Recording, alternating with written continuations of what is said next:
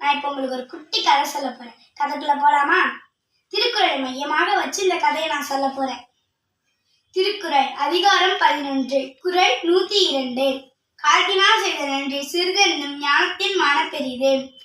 நமக்கு நெருக்கடியான நேரத்தில் ஒருவர் செய்த உதவி சிறிதாக இருந்தாலும் அது உலகத்திலும் மிகப்பெரிய உதவியாகும்.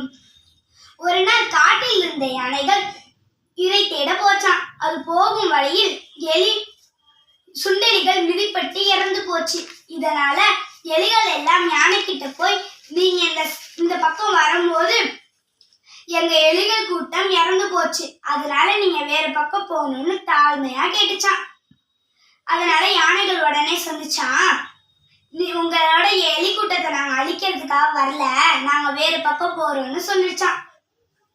அதுக்கு எலி கூட்டம் நன்றி சொல்லிட்டு, உங்களுக்கு எதுவும் உதவி வேணும்னா எங்ககிட்ட சொல்லுங்கன்னு சொல்லிட்டு போயிடுச்சான்.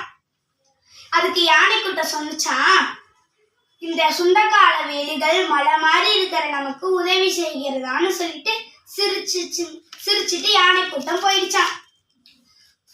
ஒரு நாள் யானைகள் குளிக்க போகும் வழியில்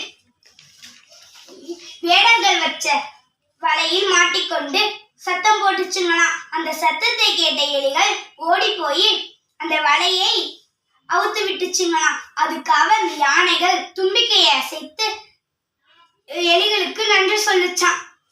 தேவைப்படும் நேரத்தில் ஒருவர் செய்த உதவி சிறிதாக இருந்தாலும் அது உலகத்திலும் மிகப்பெரிய உதவியாகும். நன்றி.